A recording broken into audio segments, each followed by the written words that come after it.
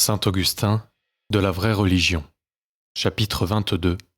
Les impies seuls condamnent l'ordre établi par la Providence. Et pour être passagère, cette beauté n'est pas un mal. Le vers, dans un poème, n'a-t-il pas sa beauté particulière, quoique deux syllabes ne puissent être prononcées ensemble?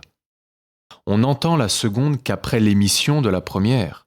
Ainsi, on arrive régulièrement à la fin. Et quand la dernière se fait entendre, on n'entend plus les précédentes, mais elle s'unit avec elle pour compléter la forme et la beauté de la mesure. Néanmoins, l'art de faire des vers n'est pas pour cela soumis au changement. Il n'est pas nécessaire que sa beauté se développe successivement. Cet art possède en même temps tous ses traits, quoique le vers qu'il compose n'ait point en même temps tous les siens et que les derniers réfassent les premiers. Le vers est beau, cependant, parce qu'il montre, comme les faibles, linéaments de l'immuable beauté cachée dans l'art. Aussi, de même que certains hommes préfèrent le vers à l'art, même de le composer, parce qu'ils se sont plus appliqués à entendre qu'à comprendre, ainsi il en est qui s'attachent aux créatures passagères, au lieu de chercher à connaître la divine providence qui les a créées et les conserve dans le temps. Enivrés des jouissances d'ici-bas, ils ne veulent point les voir passer et s'enfuir. Et dans leur folie, ils ressemblent à celui qui, à la lecture d'un beau poème, voudrait toujours entendre le son de la même syllabe.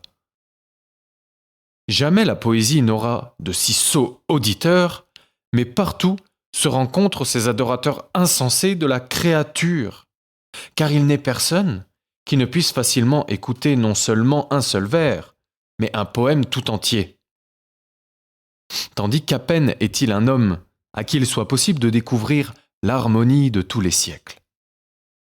Ajoute à cela que nous ne faisons point partie nous-mêmes de ces œuvres poétiques, au lieu que nous avons été condamnés à faire partie de ce monde. Nous jugeons simplement le poème qui se chante, mais il faut par nos fatigues concourir au travail des siècles. D'ailleurs, les combats du cirque ne plaisent pas aux vaincus, quoique leur défaite en fasse l'ornement.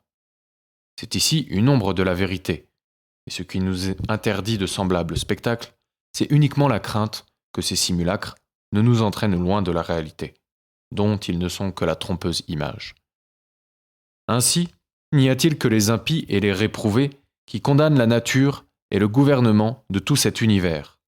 Au contraire, l'action providentielle, lors même qu'elle punit les méchants, fait la joie de ceux qui remportent la victoire ici-bas et de ceux qui la contemplent sans péril dans le ciel.